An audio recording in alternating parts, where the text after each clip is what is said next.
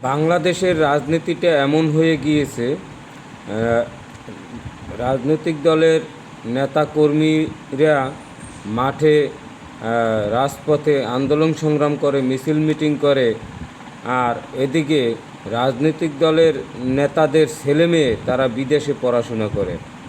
কিন্তু কোনো এমপি মন্ত্রীর কোনো ছেলে ফেলে রাজপথে মিছিল মিটিং করে কিনা এরকম ধরনের নজিরবিহীন কোনো ঘটনা বাংলাদেশে নেই।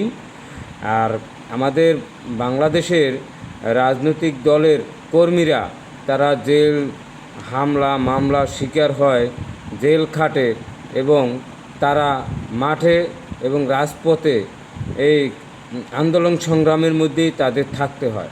আর ওদিকে আমাদের রাজনৈতিক দলের শীর্ষ পর্যায়ের নেতারা তাদের ছেলেমেয়ে বিদেশে পড়াশোনা করে, কিন্তু বাংলাদেশের রাজনৈতিক দলের কোনো মিছিল মিটিংয়ে এই সমস্ত নেতাদের ছেলেমেয়েকে দেখা যায় না। এটাই হলো বাংলাদেশের রাজনীতির প্রেক্ষাপট।